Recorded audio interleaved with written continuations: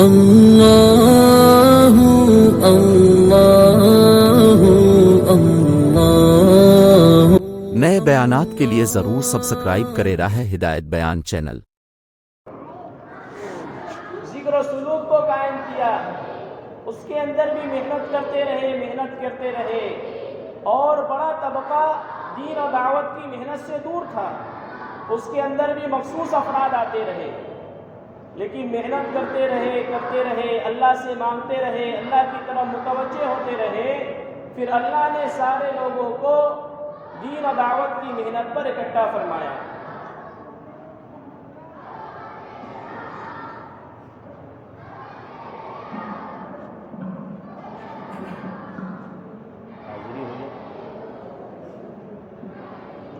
بتائیے کہاں سے کتنے تک آ رہے ہیں؟ معلومیت سے کتنے ہیں؟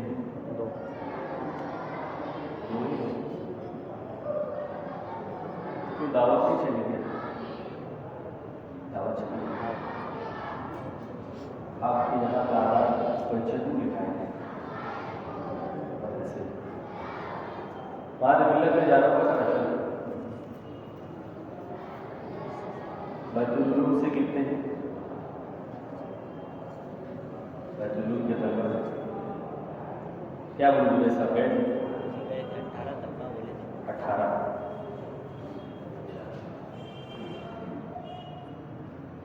اسلامیہ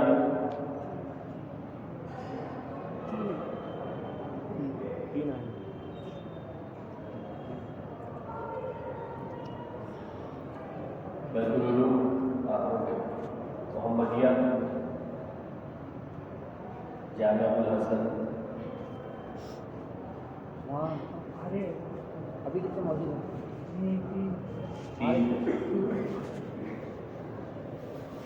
جامعہ القاسم 3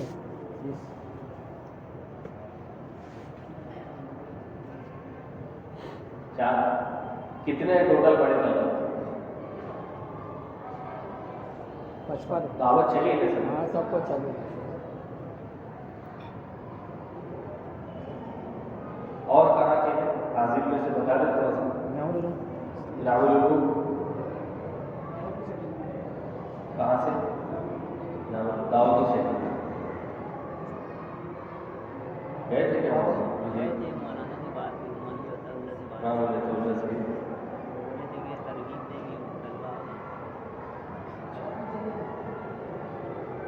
دعوت چلی نہیں ہے۔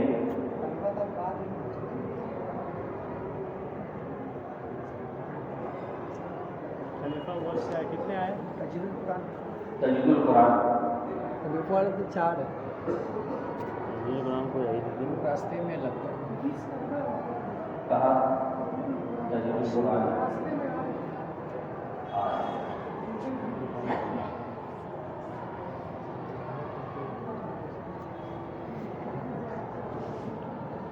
دورہ حدیث والے کتنے ہیں اس صحابہ کا جو اس سال فارغ ہوئے ہے کوئی؟ مشکات ماشاء اللہ 1 2 3 4 اور پنجو عربی پنجو جلالین والی جماعت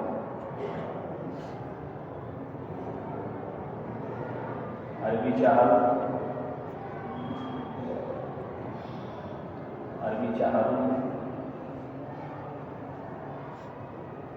نور الانوار عربی سور کے کتنے؟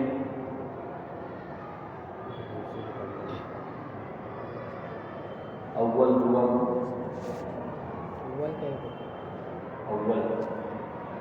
آپ ذرا عربی حفظ والے کتنے ہیں؟ بڑے طلبہ 1 2 3 4 5 6 7 آپ لوگ اسکول میں نہیں ہیں؟ نہیں، مکمل حفظ کے لیے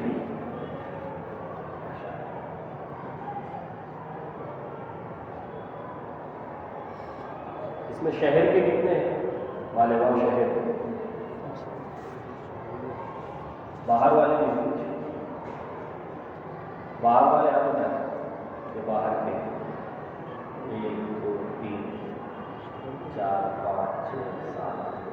کہاں سے آپ؟ بہار سے. کس مدرسے سے؟ اسلامیہ. آپ بہار سے اسلامیہ. آپ کہاں سے؟ بیڑ. آپ اورنگ آباد جانا.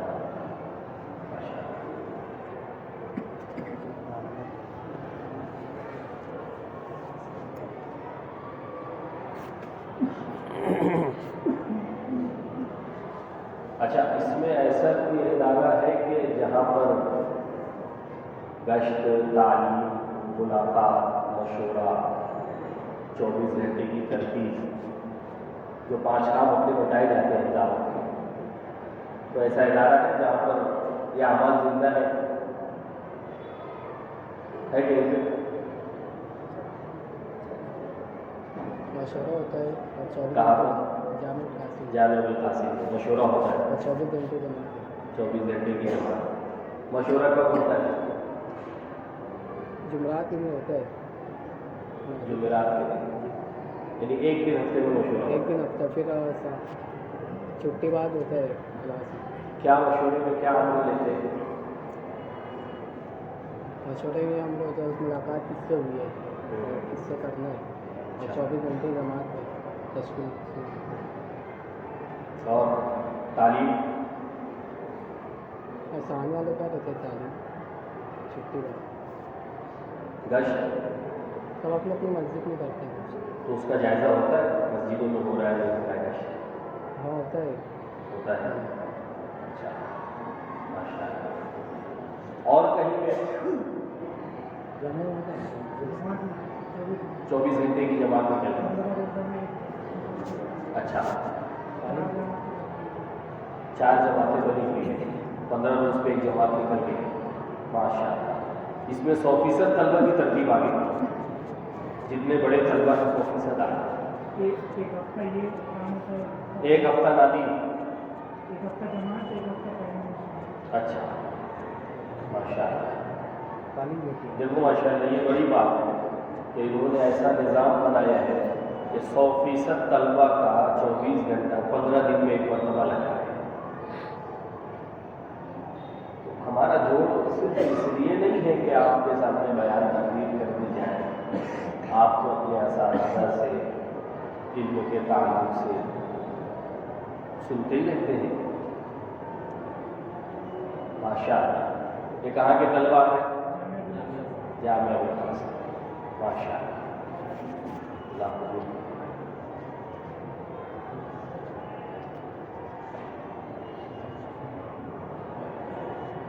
تو حدیث میں آتا ہے نا، مومن خیر کا طالب ہوتا ہے. جہاں کہیں خیر ملے سب سے پہلے اس کا حقدار وہ مومن ہوتا ہے. تو یہ چیز لینے کی ہے. حالانکہ ان کا ادارہ نیا ہے. کتنا سال ہوا آپ لوگ؟ دوسرا سال ہے. لیکن ماشاء اللہ 100% طلبہ کے خروج کو انہوں نے قابو میں لایا. تو ہمارے یہاں بھی یہ چیز ہو سکتی ہے. تعلیم بھی ہو رہی ہے آپ کے؟ اثر بعد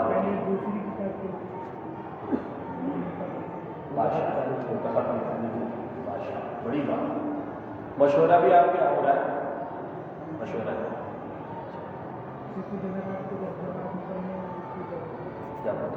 اچھا، جماعت نکلتی ہے تو اس سے پہلے روانگی کی ہدایت بھی ہوتی ہے. واہ، ماشاء اللہ ماشاء اللہ، بہت اچھا. یہ اپنے بڑے بہت تاکید سے ہے. 24 گھنٹہ بھی معمولی نہیں ہے. جب ایک عالم 1000 عابد پر بھاری ہے تو ان کا 24 گھنٹہ بھی عوام کے کئی دنوں پر بھاری ہے. تو اس کو ہم سرسری نہ لیں. بولے کیا 24 گھنٹے کی جماعت نہیں. اسی 24 گھنٹے کی ترتیب کے ذریعے سے اللہ نے ان طلبہ کی جماعتوں سے بڑے بڑے کام لیے. تو پورے اہتمام کے ساتھ، جیسے 4 مہینے کی جماعتوں کا اہتمام روانگی کی ہدایات آنے کے بعد کارگزاری ہے، وہی اہتمام ہمارے یہاں کوئی چیز اہم غیر اہم کا مسئلہ ہی نہیں ہے. جب تھوڑی دیر اللہ کے راستے کا نکلنا وہ دنیا و مافیہ سے بہتر ہے. تو 24 گھنٹہ تو تھوڑی دیر کیا بہت دیر ہے.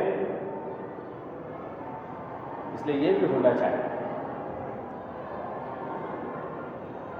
اور کہیں 24 گھنٹے کا نظام اسلامیہ میں جماعت نکلتی ہے. کب نکل رہی ہے؟ مہینے میں کتنی جماعت نکل جاتی ہے 24 گھنٹے؟ چھٹی کے وقت. جامعہ القاسم کا تو آ گیا جائزہ. مہاد ملت میں ایسا مت کرو. آپ حضرات اگر چھٹی کے وقت میں اپنی طرف سے اگر نکلو گے تو کوئی پابندی ہے کیا؟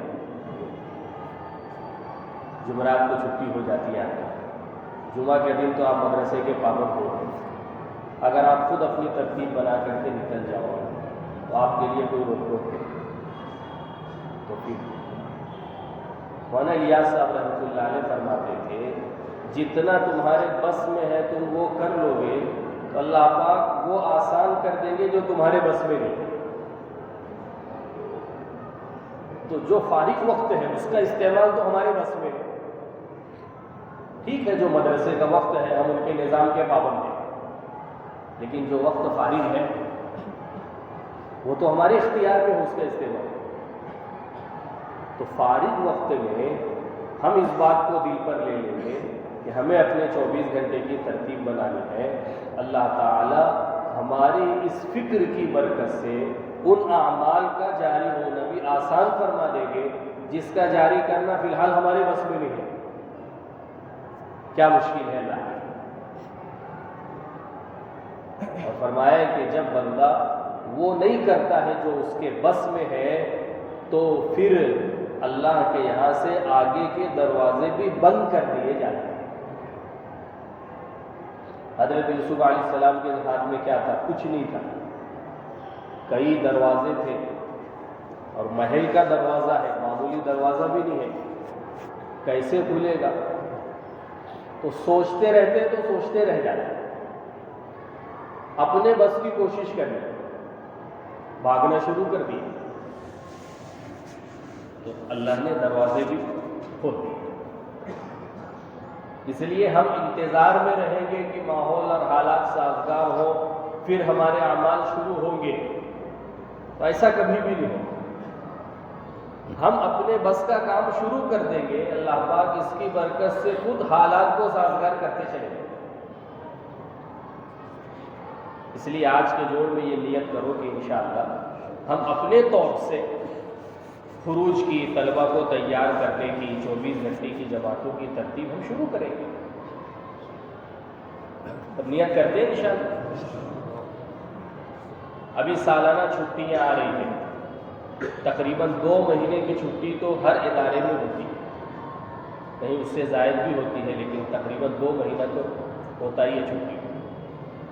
تو کیا ترتیب آپ کے یہاں چل رہی ہے ابھی چھٹیوں میں؟ کچھ تشکیل وغیرہ کہیں شروع ہوئی ہے؟ تھوڑا سا اس کا مختصر جائزہ آ جائے. کیا جامعہ القاسم میں کوئی محنت چل رہی ہے چھٹیوں میں؟ شعبان, رمضان, کوئی چلے کی بات ابھی تک آپ کے مشورے میں نہیں ہے؟ اسلامیہ میں, محمدیہ میں, بعض ملت میں کوئی بات نہیں ہے ابھی تک؟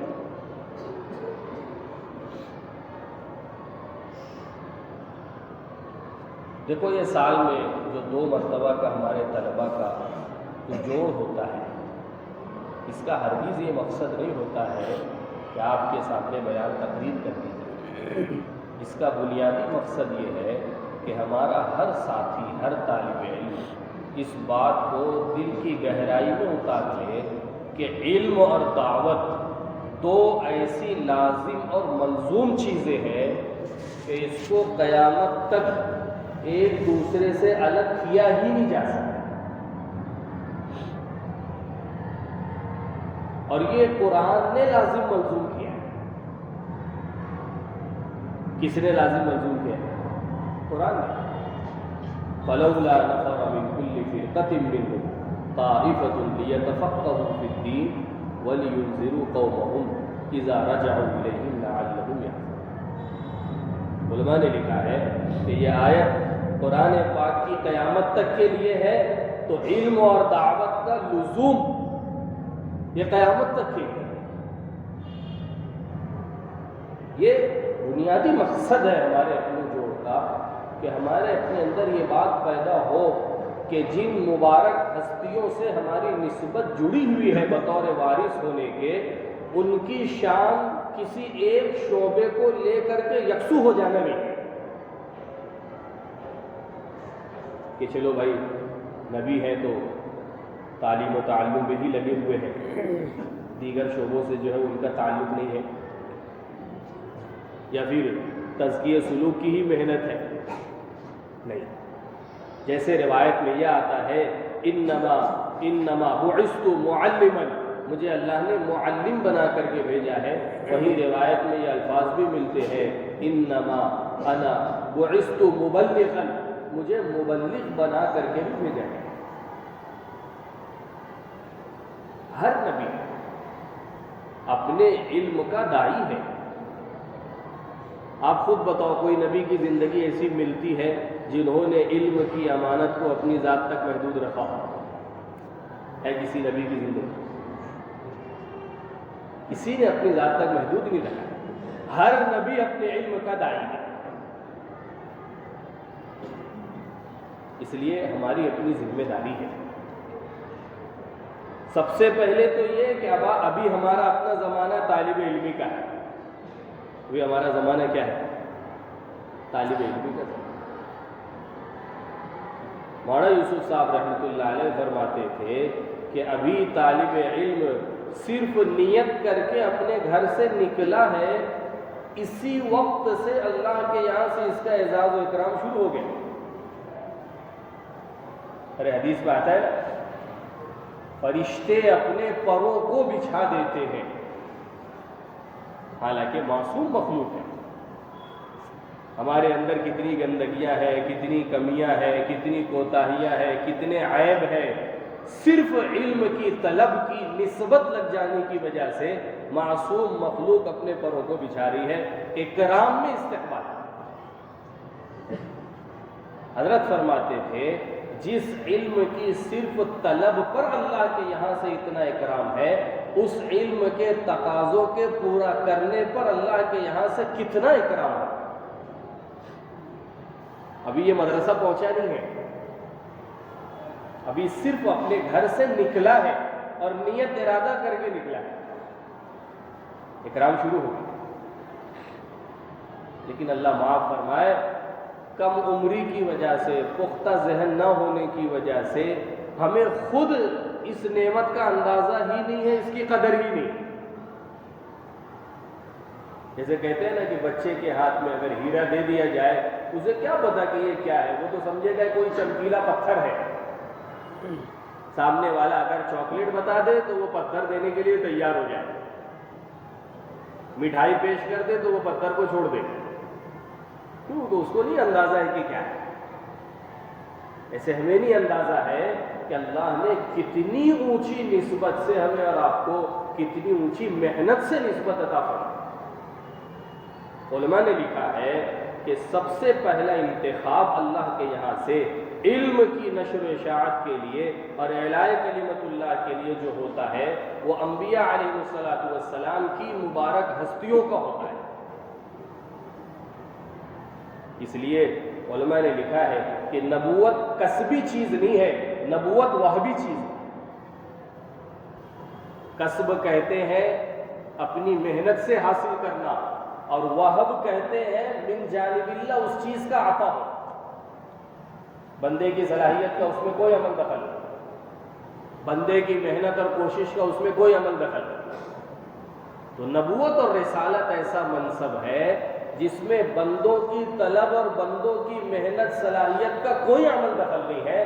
اللہ اعلم حیث یجعل رسالتہ، اللہ تعالی بہتر جانتے ہیں اس منصب اور اس مقام کے لیے کس کو منتخب کرنا ہے. اس لیے لوگ اعتراض بھی کرتے تھے، ارے یہ تو خاندان میں ہم سے نیچے ہے، اور یہ تو مال میں ہم سے کم ہے، اور یہ تو شکل صورت میں بھی ہم سے کم ہے، اور یہ تو فلاں چیز کے اعتبار سے بھی کم ہے، لولا نزل ھذا القرآن علی رجل من القریتین عظیم، بڑی بڑی شخصیتیں دنیا میں صلاحیت استعداد والی پڑی ہے، ان کو نبی نہیں بنایا، ان کو بنا دیا۔ اللہ نے کہا اہم یقسمون رحمت ربی، کیا رب کی تقسیم کو یہ کرنے والے ہیں؟ تو اللہ بہتر جانتا ہے۔ افلاطون تھا موسیٰ علیہ السلام کے زمانے میں، بڑا فلسفی۔ اس کو جب پتہ چلا کہ حضرت موسیٰ کو نبی بنایا گیا ہے، اس نے کہا میں نہیں مانتا، میرا فلسفہ، میری منطق تو ساری دنیا تسلیم کر رہی ہے، اور نبی کسی اور کو بنا دیا جائے۔ اس نے کہا کہ میں ایک سوال کروں گا اس شخص سے جو اپنے آپ کو نبی کہہ رہا ہے، اور وہ جواب وہی دے گا جو واقعی میں نبی ہوگا۔ تو یہ کہاں جا رہے؟ باہر کی جماعت ہے کیا؟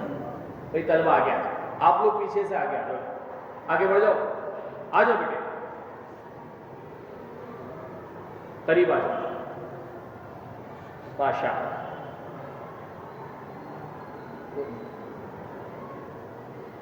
اور کوئی ہے باہر کی جماعت جانا ہے آپ کو بھی؟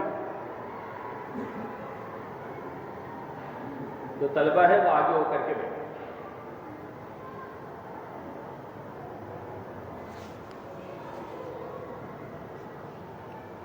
تو اس نے کیا کہا کہ میں ایک سوال ایسا کروں گا کہ اگر وہ واقعی نبی ہے تو جواب دیں گے، ورنہ تو وہ جواب نہیں دیں گے۔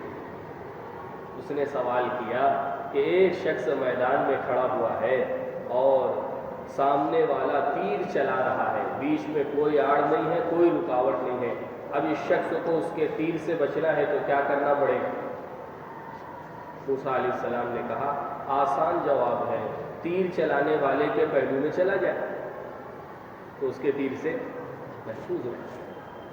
فرمایا کہ میں تمہیں نبی تسلیم کرتا ہوں، یہ جواب سوائے نبی کے کوئی نہیں دے سکتا۔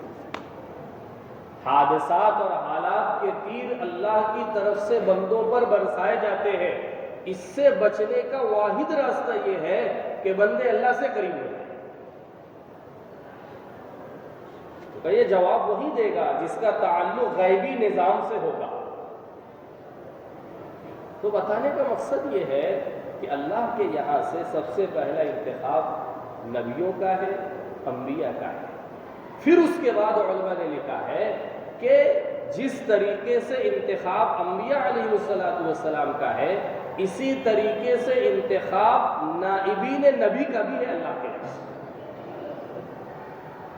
نبی کی محنت کو لے کر کے چلنے والے اور نبی کے علم کی امانت کو اٹھانے والے حاملین علوم نبوت کا انتخاب بھی من جانب اللہ کا ہے، اور اس کی بھی دلیل دی ہے۔ ابو بکر صدیق رضی اللہ تعالی عنہ یہ اسلام قبول کرنے سے پہلے ملک شام سے ان کی تجارت ہوتی تھی، تاجر تھے ابو بکر صدیق رضی اللہ عنہ۔ ایک مرتبہ ملک شام سے واپس ہو رہے تھے تو راستے میں خواب دیکھا، تو اس زمانے کا بہت بڑا راہب تھا، بحیرہ راہب، اس سے اپنے خواب کا تذکرہ کیا۔ وہ تو اہل کتاب میں سے تھا اور بہت صاحب علم تھا، تو جیسے ہی اس نے خواب سنا تو وہ چوکنا ہو گیا۔ کہا تمہارا قبیلہ کیا ہے؟ میرا قبیلہ قریش ہے۔ تمہارا علاقہ کیا ہے؟ تو میں مکہ کا رہنے والا ہوں۔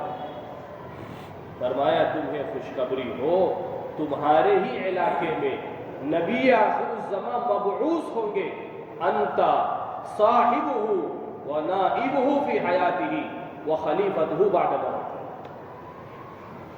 میں یہ کہتا ہوں کہ تم زندگی میں ان کے ساتھی رہو گے اور مرنے کے بعد تم ان کے خلیفہ بنائے جاؤ گے۔ اس پر علماء نے لکھا ہے کہ صرف نبوت یہ اللہ کے یہاں سے منتخب نہیں ہے، بلکہ نائبین انبیاء کا انتخاب بھی من جانب اللہ کا شکر۔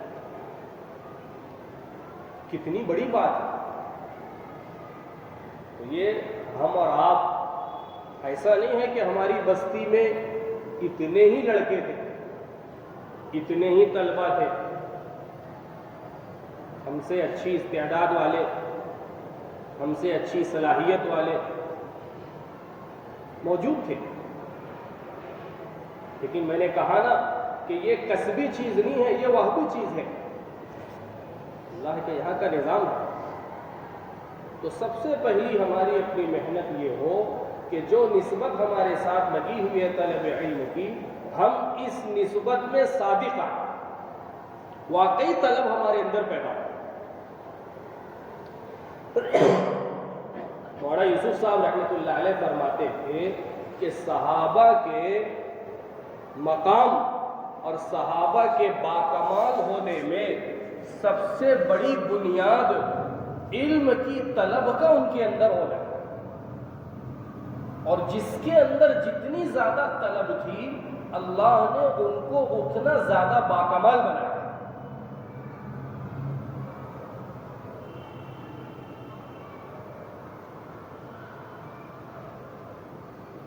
جس کے اندر جتنی زیادہ طلب تھی اللہ نے اتنا باکمال۔ پھر اس پر مثال دیتے تھے حضرت ام سلمہ رضی اللہ تعالی عنہا، آپ صلی اللہ علیہ وسلم کی ازواج مطہرات میں سے۔ ایک مرتبہ ان کی باندی ان کے بالوں میں کنگھی کر رہی تھی، اللہ کے نبی صلی اللہ علیہ وسلم نے مسجد نبوی کے منبر سے آواز لگائی، یا ایھا الناس۔ تو چونکہ آپ صلی اللہ علیہ وسلم کے سارے مکانات مسجد نبوی سے لگے ہوئے تھے، اور اس زمانے میں مسجد نبوی اتنی بڑی نہیں تھی جو ہمارے زمانے میں، تو آواز مکانات تک پہنچ جاتی تھی۔ تو جیسے ہی حضرت ام سلمہ نے یہ سنا یا ایھا الناس، تو فوراً باندی سے کہا کہ تم اپنی کنگھی کو بالوں سے دور کرو، اور چہرے پر اور سر پر دوپٹہ ڈالا، اور یکسو ہو کر کے ایسے متوجہ ہو کر کے بیٹھ گئی جیسے مجلس میں صحابہ حضور کے سامنے متوجہ ہو کر کے بیٹھے۔ تو باندی نے کہا بھی کہ امی جان آپ تو گھر کی چار دیواری میں ہے، یہ تو مسجد والوں سے کہا جا رہا ہے۔ تو کہا ناس کے عموم میں سب داخل ہیں، ناس میں سب داخل، مسجد والے کیا، گھر والے کیا، اس میں سب شامل۔ تو یہ علم کی طلب، اس کو طلب ہی تو کہیں گے، ورنہ بات تو معقول ہے کہ جو مسجد میں تھے ان کو مخاطب کیا جا رہا ہے، یہ تو گھر میں ہے، اپنی ضرورت میں لگی ہوئی ہے، لیکن طلب ہے کہ فوراً متوجہ ہو گئی۔ علماء نے لکھا ہے اس طلب کا نتیجہ یہ ہوا، اور اس طرف پر اللہ کی طرف سے اس عورت کو اتنا باکمال بنایا گیا کہ حدیبیہ کے موقع پر جب بڑے بڑے صحابہ کو اس معاملے کا سلجھنا سمجھ میں نہیں آ رہا تھا، اللہ نے ام سلمہ رضی اللہ عنہ کی رائے پر فیصلہ کروا دیا۔ کس کی رائے پر فیصلہ ہوا؟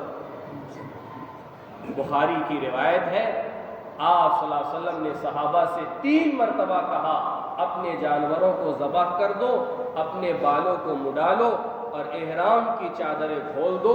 3 مرتبہ کہنے کے بعد بھی مولانا یوسف صاحب رحمۃ اللہ علیہ فرماتے تھے جو صحابہ حکم پر نہیں منشا پر عمل کرنے والے تھے، 3 مرتبہ کے حکم کے بعد بھی احرام اتارنے کے لیے تیار تھے۔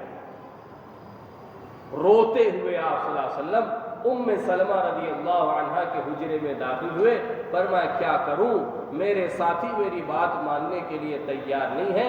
فرمایا اللہ کے نبی آپ خود نائی کو بلوائیں، آپ اپنے سر کے بالوں کو منڈوا دے، یہ آپ کو دیکھ کر کے خود اپنے بالوں کو منڈے۔ آپ نے اس رائے کو پسند کر، یہاں تک لکھا ہے علماء نے کہ مکہ کے فتح ہونے کی اور صلح حدیبیہ کی جو بنیاد بنی ہے وہ ام سلمہ رضی اللہ تعالیٰ عنہ کی یہ رائے بنی۔ یہ کمال اللہ نے کس پر عطا فرمایا؟ علم کی طلب۔ طلب کا عالم کیا ہے کہ گھر کے اندر متوجہ ہو گئی آپ صلی اللہ علیہ وسلم کی بات کو سننے کے لیے، اللہ نے اتنا باکمال۔ دوسری مثال ابن عباس رضی اللہ تعالیٰ کیسی طلب تھی علم کی. حضرت شیخ نے لکھا ہے فضائل کی کتاب میں حکایات صحابہ میں کہ جس کے پاس پتہ چلتا تھا کہ فلاں حدیث ہے اس کے گھر کی چوکھٹ پر دوپہر کی دھوپ میں چادر بچھا کر کے بیٹھ جاتے تھے اور گھنٹوں انتظار کرتے تھے. گھنٹوں انتظار کرتے تھے علم کی طرف. ایک مرتبہ حضرت عمر رضی اللہ تعالیٰ عنہ سے ایک بات پوچھنا تھی. ابن عباس فرماتے تھے 1 سال تک میں موقع کی تلاش میں تھا کہ امیر المومنین سے کب وقت ملے اور میں وہ بات امیر المومنین سے پوچھوں. کب تک انتظار میں تھے؟ 1 سال تک. فرماتے تھے عمرے کے سفر میں میں عمر کے ساتھ تھا اور میں امیر المومنین کو وضو کرا رہا تھا تو پانی ڈالتے ہوئے میں نے موقع غنیمت سمجھا. میں نے فرمایا امیر المومنین سورہ ممتحنہ میں جو آیت ہے ان تتوبا الی اللہ فقد صغت قلوبہما کہ یہ تتوبہ سے کون مراد ہے؟ فرمایا ابن عباس تم نہیں جانتے، اس سے مراد حضرت حفصہ اور امی جان حضرت عائشہ. کتنا سوال تھا لیکن کتنے انتظار کیا اس کے لیے؟ 1 سال. یہ طلب ہی تو ہے. ابن عباس رضی اللہ تعالیٰ عنہ کو قبر میں اتارا گیا. لوگ کہتے تھے کہ آواز آ رہی تھی، کہنے والا نظر نہیں آ رہا تھا. یا ایتھا النفس المطمئنہ ارجعی الی ربک راضیۃ مرضیہ فادخلی فی عبادی وادخلی جنتی. ان کو قبر میں رکھا گیا اور سفید پرندے کی شکل میں کوئی چیز قبر سے نکل کر کے آسمان کی طرف چلی گئی. مولانا یوسف صاحب رحمۃ اللہ علیہ فرماتے تھے یہ ابن عباس کا علم تھا. اتنی طلب ہے اللہ نے کتنا باکمال بنایا تھا. لوگ حضرت عمر پر اعتراض کرتے تھے کہ آپ بڑے بڑے صحابہ پر اس بچے کو ترجیح دیتے ہیں. فرمایا جو علم تم نہیں جانتے اللہ نے وہ علم اس کو عطا فرمایا. حضرت عائشہ رضی اللہ تعالیٰ ان کے زندگی کے باکمال بننے میں بھی ان کے طلب کا بہت بڑا دخل ہے. دیکھو یہ ساری مثالیں اس بات پر دی جا رہی ہے کہ ہم کو کہا تو جاتا ہے طالب علم. ہم خود بھی اپنے آپ کو طالب علم کہہ رہے ہیں لیکن ہم خود اندازہ لگائیں کہ کتنی طلب ابھی ہمارے اپنے اندر علم کی پیدا ہوئی. طلب اس کو نہیں کہتے کہ استاد موجود ہے تو پڑھ رہے ہیں. طلب اس کو نہیں کہتے کہ ڈنڈے کے زور پر پڑھوایا جا رہا ہے. طلب اس کو نہیں کہتے ہیں کہ مدرسے والوں کی پابندی سے پڑھنا ہو رہا ہے. طلب اس کا نام نہیں ہے. طلب تو یہ ہے کہ جیسے کھانے کی طلب ہے اب اس کو کہنا نہیں پڑے گا، یہ خود اپنی بھوک کا اور طلب کا انتظام کرے گا. پیاسا جیسے پانی کا طالب وہ خود اپنی اس طلب کے پورا کرنے کی فکر میں ہے. فرمایا طلب اس کو کہتے ہیں کہ علم کی ایسی پیاس لگی ہے جیسے حضرات اکابر کہ ایک استاذ پر اکتفا نہیں، امام بخاری کے کئی ہزار استاد اکتفا نہیں کر لی کہ چلو 7 سالہ نصاب مکمل ہو گیا اب جو ہے فراغت ہو گئی، اب فرصت ہو گئی. مفتی سعید صاحب رحمۃ اللہ علیہ فرماتے تھے فارغ کے لفظ نے اور فاضل کے لفظ نے ہمارے طلبہ کو تباہ و برباد کر دیا. یہ مزاج بن گیا ہم تو فارغ ہو گئے، یہ مزاج بن گیا ہم تو فاضل ہو گئے. فراغت اور فضیلت یہ تو موت تک نہیں ہے، موت تک نہیں ہے. جیسے ایمان سے فرصت اور چھٹی موت تک نہیں ہے ایسے ہی علم سے بھی چھٹی موت تک نہیں ہے. تو حضرت عائشہ رضی اللہ تعالی عنہ کتنی روایتوں میں ہے کہ آپ صلی اللہ علیہ وسلم خطبہ دیتے تھے تو حجرے کی اور مسجد نبوی کی دیوار سے کان لگا کر کے کھڑی ہو جاتی. ارے ہے کہ نہیں؟ حضرت شیخ نے فضائل تبلیغ میں لکھا ہے کہ حضور گھر میں تشریف لائے، آپ کے چہرے انور کو دیکھ کر کے میں نے خاص اثر کو محسوس کیا. آپ نے کسی سے کوئی بات چیت نہیں کی اور آپ سیدھا مسجد نبوی کے منبر پر تشریف لے گئے. میں حجرے کی دیوار سے کان لگا کر کے کتنی طلب ہے علم کی. اللہ نے کتنا باکمال بنایا. حضرت عائشہ رضی اللہ تعالیٰ عنہ غزوہ خندق کے موقع پر آپ صلی اللہ علیہ وسلم واپس آئے, اپنی زرہ کو اتار رہے تھے تو دروازے پر دستک ہوئی. آپ نے حضرت عائشہ سے فرمایا دیکھو کون ہے. حضرت عائشہ باہر گئی, دیکھا کہ دہیہ کلبی ہے. آپ صلی اللہ علیہ وسلم سے آ کے عرض کیا کہ اللہ کے نبی دہیہ کلبی دروازے پر موجود ہے. حضور تشریف لے گئے, واپس آئے, فرمایا عائشہ کون تھا؟ کہا کہ دہیہ کلبی. فرمایا دہیہ کلبی نہیں تھے, وہ جبرائیل امین تھے. امام بخاری رحمۃ اللہ علیہ نے بخاری شریف میں عنوان قائم کیا ہے کہ حضرت عائشہ نے جبرائیل امین کو دیکھا. کتنا باکمال بنایا اللہ. اس کی بڑی بنیاد علم کی طلب ہے. مولانا یوسف صاحب رحمۃ اللہ علیہ فرماتے تھے طالب علم کے اندر سچی طلب ہوگی, سب سے پہلا انعام اللہ کی طرف سے یہ ہے اللہ پاک ان کو بھی باکمال بناتے ہیں. دوسرا انعام یہ ملے گا کہ طلب پر اللہ تعالی فہم بھی عطا فرمائے. فہم دیکھو, ایک ہے فقہ دین اور ایک ہے اس کی سمجھ. صرف وہ مسئلے کا پتہ ہونا کافی نہیں ہے, بلکہ کس مسئلے کو کس وقت کہاں فٹ کرنا یہ ضروری ہے. یہ کیا ہے؟ حضرت تھانوی رحمۃ اللہ علیہ کے زمانے میں شدی تحریک چلی. کون سی تحریک چلی؟ شدی تحریک. تو ایک علاقے کی خبر آئی حضرت تھانوی کے پاس کہ پورا علاقہ مرتد ہو گیا. حضرت تھانوی تشریف لے گئے, علاقے والوں کو جمع کیا, کہا کہ ہمیں یہ خبر پہنچی ہے کہ تم پورے علاقے کے ساتھ جو ہے وہ مرتد ہو گئے. فرمایا نہیں حضرت یہ غلط خبر ہے, ہم تو اسلام پر باقی ہیں. تو کہا کیا دلیل ہے تم اسلام پر باقی ہو؟ انہوں نے کہا حضرت ابھی قریب میں تعزیے کا موقع گزرا ہے, محرم کا موقع, ہم نے بہت اہتمام کے ساتھ تعزیہ نکالا. اپنے اسلام کی دلیل کیا دی؟ اہتمام کے ساتھ تعزیہ نکالا. حضرت تھانوی رحمۃ اللہ علیہ بجائے یہ کہ ڈانٹنے ڈپٹنے کے اور ان پہ ناراض ہونے کے, فرمایا بہت اچھا, اہتمام کے ساتھ اس کو کرتے رہو. اب ان کیا فتویٰ دے دیں گے؟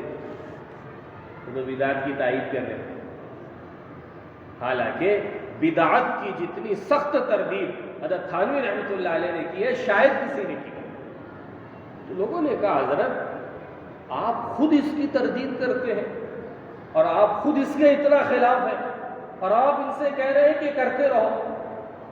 حضرت نے فرمایا کہ یہ اگر اس عمل کی وجہ سے اپنے آپ کو مسلمان کہہ رہے ہیں, ان کی اصلاح کی امید باقی ہے, اور اگر ان کو یہ کہہ دیا جائے تم اپنے اس عمل کی وجہ سے اسلام سے نکل چکے ہو, ان کی اصلاح کی امید ختم ہو جائے. تو اللہ پاک سچی طلب کے اوپر صرف علم نہیں بلکہ فہم بھی عطا فرماتے ہیں. یہی حضرت عائشہ رضی اللہ تعالیٰ فرماتی تھی کہ جس زمانے میں مجھ پر تہمت لگی اس زمانے میں میں ایک انصاریہ عورت کے ساتھ بیٹھی تھی, ہماری بات چیت ہو رہی تھی. انصاریہ عورت کے ساتھ بات چیت ہو رہی تھی. اتنے میں آپ صلی اللہ علیہ وسلم تشریف لائے. تو وہ انصاریہ عورت جو تھی وہ اٹھ کر کے چلی گئی. میاں بیوی ہے, شوہر تشریف لائے, کچھ آپسی بات چیت ہوگی, انصاری عورت اٹھ کر کے چلی. اللہ کے نبی صلی اللہ علیہ وسلم نے حضرت عائشہ سے یہ فرمایا, عائشہ اگر تجھ سے غلطی ہو بھی گئی ہے تو تم اللہ سے معافی مانگ لو, اللہ سے معافی مانگ لو. حضرت عائشہ رضی اللہ تعالیٰ عنہ فرماتی تھی اس جملے کو سنتے ہی میں نے اپنے ابا جان ابوبکر صدیق رضی اللہ تعالیٰ عنہ کو دیکھا.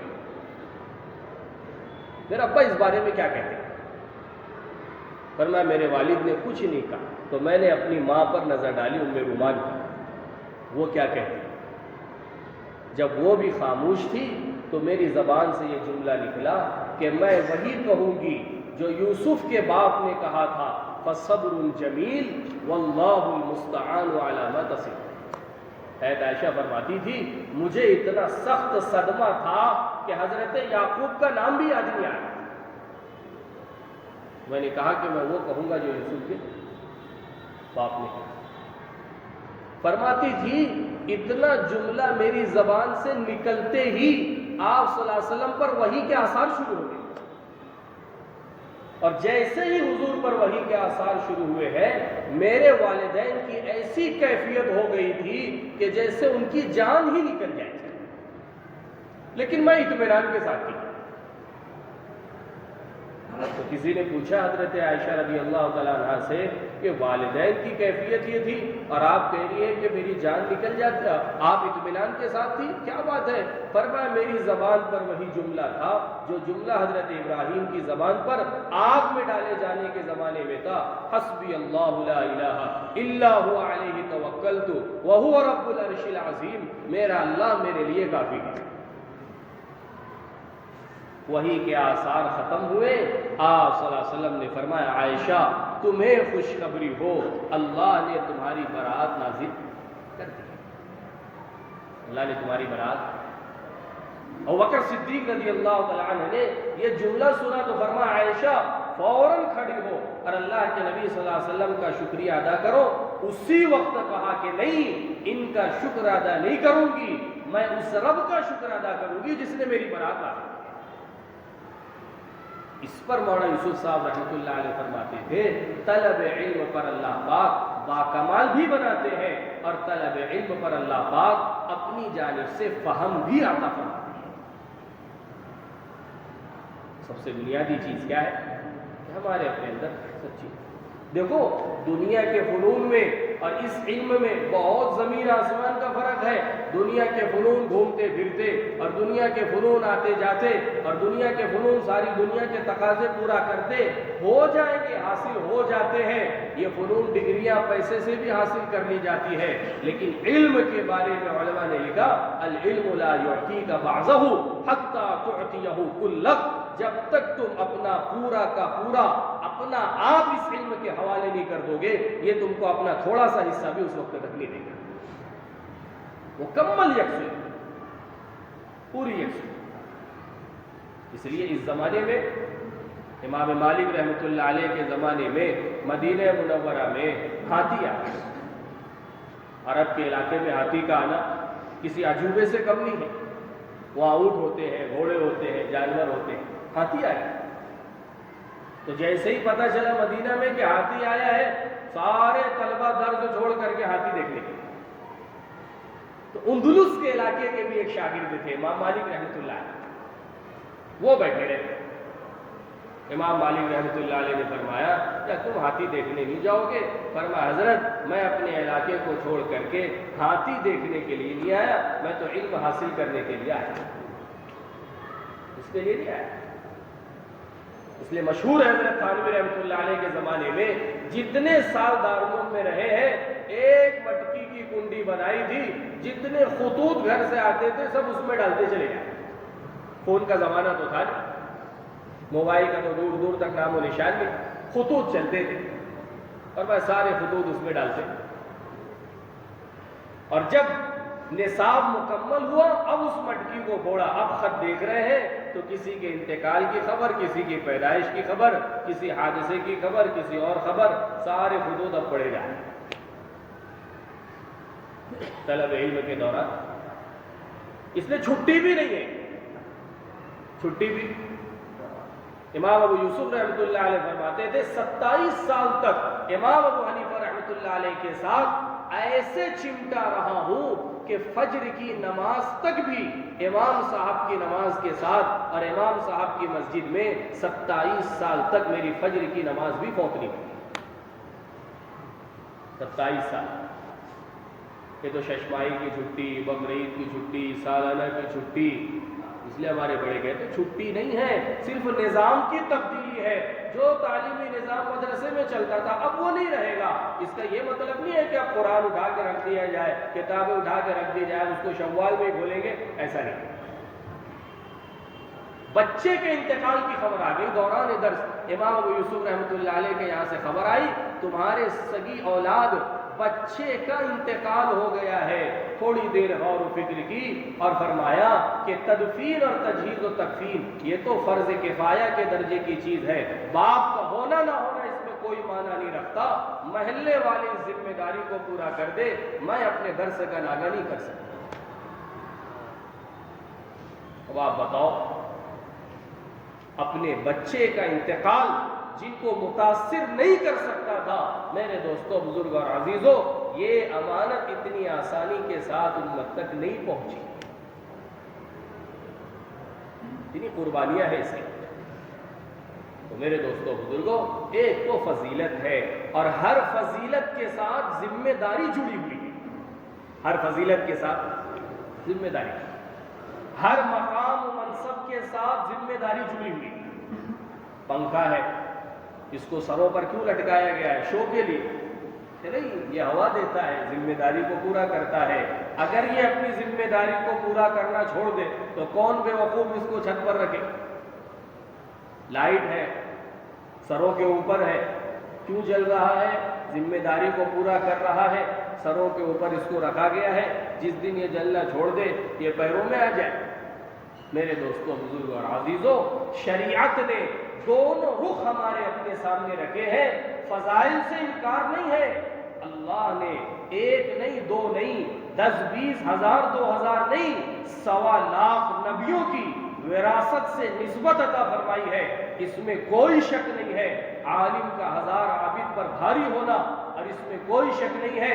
قل هل يستوي الذين يعلمون والذين لا يعلمون, اہل علم اور عوام یہ آپس میں برابر نہیں ہو سکتے ہیں. اس میں کوئی شک نہیں, سارے فضائل اپنی جگہ پر ہے. لیکن یہ فضیلت ذمہ داری کے ساتھ جڑی بھی ہے, اور اگر ذمہ داری پوری نہیں کی گئی تو جس قرآن نے فضائل بیان کیے ہیں اس قرآن نے ہی اس عالم کا عبرتناک انجام بھی بیان کیا ہے جو اپنے زمانے کا مستجاب الدعوات تھا, جس کے ہاتھ کا اٹھنا اللہ کے غیبی نظام کو حرکت میں لے آتا تھا.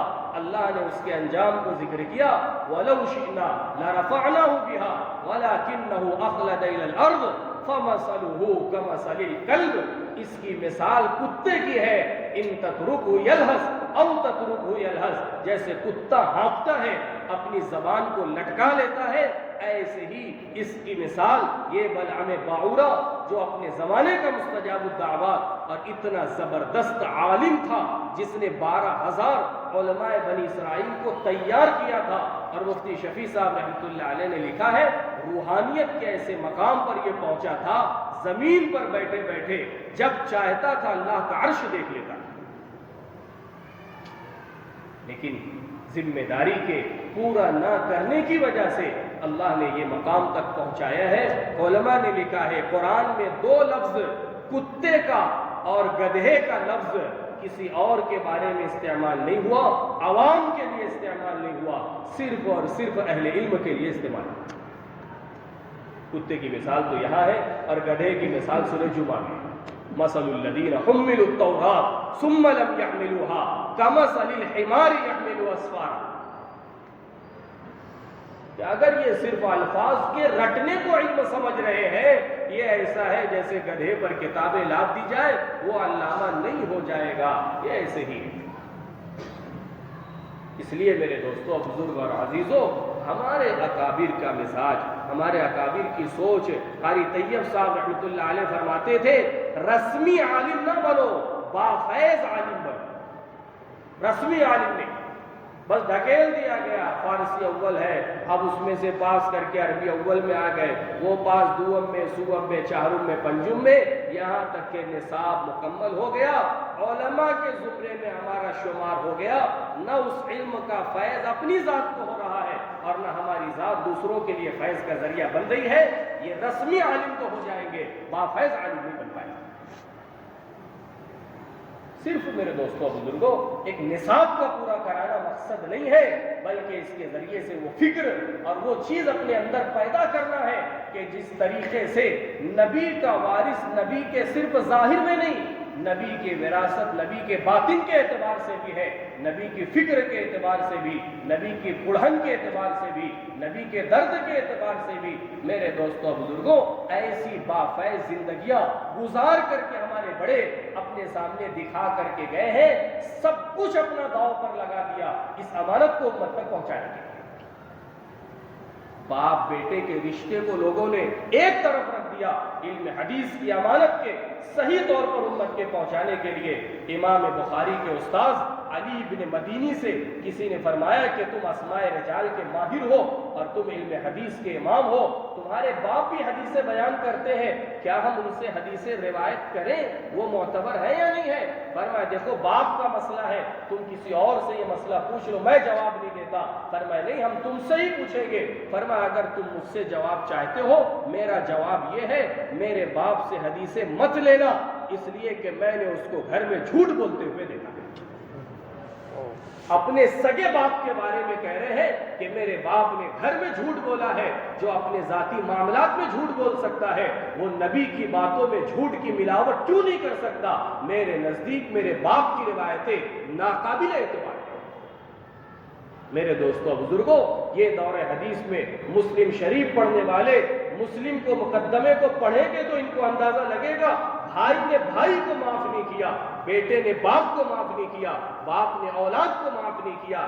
ایک ایک حرف اور ایک ایک لفظ امت تک صحیح طور پر پہنچے۔ میرے دوستوں بزرگوں، اچھی زندگی گزار سکتے تھے، ٹھاٹ باٹ کے ساتھ زندگیاں گزر سکتی تھی۔ امام ابو حنیفہ رحمۃ اللہ علیہ کے پاس کس چیز کی کمی تھی؟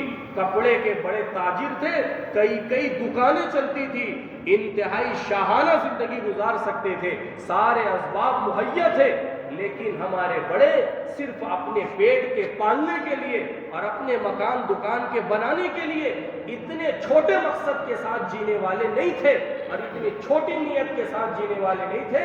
میرے عزیز و بزرگوں، ان سارے راحت اور آرام اور عیش و عشرت کو داؤں پر لگا کر کے میرے دوستوں بزرگوں اپنے آپ کو حکومت وقت کی سزاؤں کے اور اپنے آپ کو وقتی طور پر ذلت کے حوالے کر کے بھی میرے دوستوں بزرگوں اس چیز کا سودا نہیں کیا ہے، بلکہ کہا امام احمد ابن حنبل رحمۃ اللہ علیہ کے زمانے میں تو میرے دوستوں بڑے بڑے علماء جب فتنہ خلق قرآن سے متاثر ہوئے، کیسی سزائیں اور کیسے کوڑھے مارے جاتے تھے۔ امام شافعی رحمۃ اللہ علیہ کو آپ علیہ الصلوۃ والسلام کی خواب میں زیارت ہوئی، فرمایا شافعی اپنے شاگرد احمد سے کہنا وقتی آزمائش ہے، جم جانا، تمہارے جمنے پر اللہ امت کو جما دیں گے۔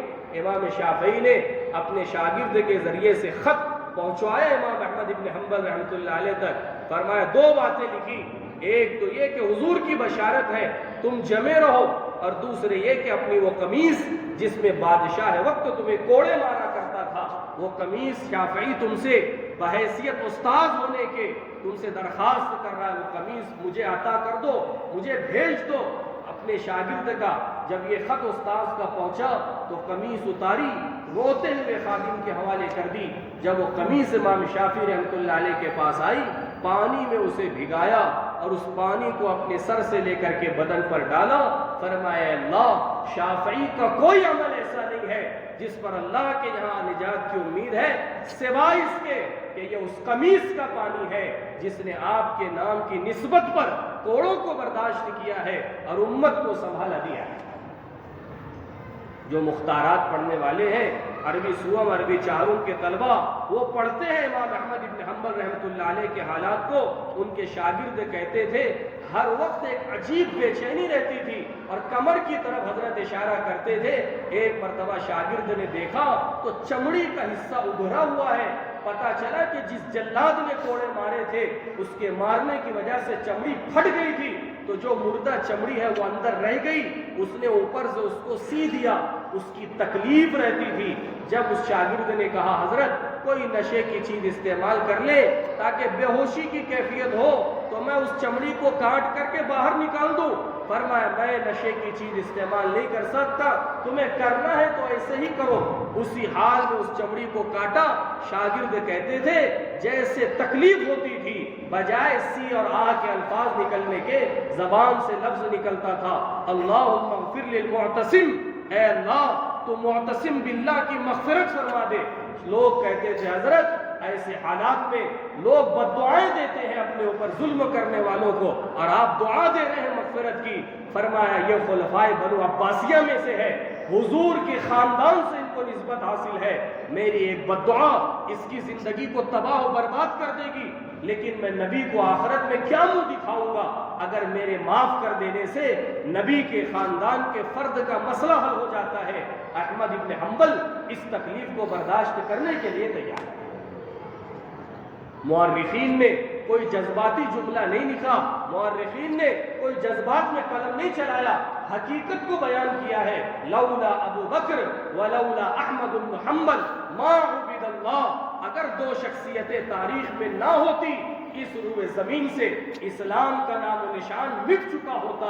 ایک تو ابو بکر صدیق رضی اللہ تعالیٰ عنہ کی ہستی, اور دوسرے امام احمد بن حنبل رحمت اللہ علیہ کی شخصیت ہے, امت کو سنبھالا دیا ہے. میرے دوستوں, بزرگ اور عزیزوں, ان مبارک ہستیوں سے ہمارا سلسلہ جڑ رہا ہے, ان مبارک ہستیوں سے ہمیں نسبت حاصل ہے. کتنا غم امت کا ہمارے اندر پیدا ہوا. اللہ نے تو ایک نبی کے غم سے نہیں 1.25 لاکھ نبیوں کی غم کا وارث ہمیں اور آپ کو بنایا تھا. ہمارے اندر اپنے محلے والوں کا غم آیا کہ نہیں آیا؟ امت کا غم تو بہت دور کی بات ہے. میرے اندر اپنے علاقے والوں کا غم آیا نہیں آیا؟ امت کا غم تو بہت دور کی بات ہے. میرے عزیز و بزرگوں, امت کے ساتھ ہمارا اپنا ربط, امت کے تعلق سے ہماری بے چینی, امت کے تعلق سے ہماری اپنی فکر, یہ انسانیت کا سمندر, اور یہ انسانیت اللہ سے غافل ہو کر کے اور اللہ کو بھول کر کے اور اللہ سے بغاوت کے ساتھ جو یہ زندگیاں گزار رہی ہے, کتنی تکلیف ہمارے اپنے اندر ہے. ہم اس روایت کو پڑھتے ہیں لیکن سمجھتے نہیں ہیں. امت کی مثال ایک جسم کے مانند ہے.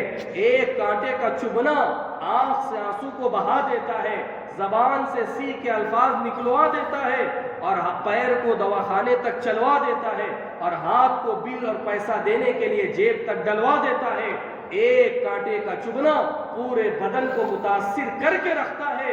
امت کی بے دینی ہمیں اور آپ کو متاثر کیوں نہیں کر رہی؟ وہ غم اور وہ فکر اور وہ کڑھن اور وہ درد ہمارے اپنے اندر کیوں نہیں پیدا ہو رہا؟ علماء صحابہ کی قربانیاں, وہ معاذ ابن جبل جس کو اعلم الناس بالحلال والحرام کہا گیا, وہ معاذ ابن جبل جس کے بارے میں اللہ کے نبی نے فرمایا واللہ انی لأحبک یا معاذ, خدا کی قسم ہے معاذ, میں اللہ کا نبی تجھ سے محبت کرتا ہوں. آپ صلی اللہ علیہ وسلم رخصت کر رہے ہیں اور یہ کہہ رہے ہیں عسا اللہ تلقانی بعد عامی ھذا, اے معاذ بہت ممکن ہے یہ تیری اور میری آخری ملاقات ہے, اس کے بعد اب شاید زندگی میں تو نبی سے ملاقات ممکن نہیں ہے. میرے دوستوں, بزرگ اور عزیزوں, نبی جیسے امام, نبی جیسا استاذ, نبی جیسے شیخ کی صحبت کا قربان کرنا, مدینہ جیسی مبارک سرزمین کا قربان کرنا, مسجد نبوی کی وہ 50,000 رکعت نمازوں والی فضیلت کا قربان کرنا صحابہ کے لیے آسان ہو گیا, اس لیے کہ اگر یہ قربانی نہیں دی جاتی تو شاید یہ امانت ہم اور آپ تک نہیں پہنچ پاتی. 1.25 لاکھ صحابہ ہے, کتنے ہیں مکہ اور مدینہ میں؟ ہم تاریخ پڑھتے ہیں, ہم تاریخ کی کتابوں کا مطالعہ کرتے ہیں, کیوں پھرے, کس نسبت پر پھرے؟ یہ ہندوستان کے اندر اجمیر کے علاقوں میں جو ہمارے بزرگوں کی قبریں ہیں 700-800 سال پہلے, کس جذبے کو لے کر کے یہ اس ملک کے اندر آئے؟ وہ کیا اندر کا درد تھا, وہ کیا بے چینی تھی جس نے 90 لاکھ لوگوں کو اسلام سے قریب کر دیا؟ وہ علم کی نسبت تو میرے ساتھ بھی جڑی ہوئی ہے, وہ علم کی امانت تو میں بھی اٹھائے ہوئے ہوں, ان کی زندگیاں 90 لاکھ کو متاثر کر سکتی ہے، میری زندگی میرے محلے والوں کو کیوں نہیں متاثر کرتی؟ میری زندگی میرے گھر والوں کو کیوں نہیں متاثر کرتی؟ اگر وہ مسلمان تھے تو ہم اور آپ کیا ہیں؟ اگر وہ علم کے وارث تھے ہم اور آپ کیا ہیں؟ ان کے ساتھ جو نسبت تھی ہمارے ساتھ کون سی نسبت ہے؟ میرے عزیز و بزرگوں، ایک خاندان اور ایک شخصیت کا اجڑنا، مولانا محمد الیاس صاحب رحمۃ اللہ علیہ 1926 میں کمزور آواز لے کر کے ایک ایسی بستی سے جو جنگل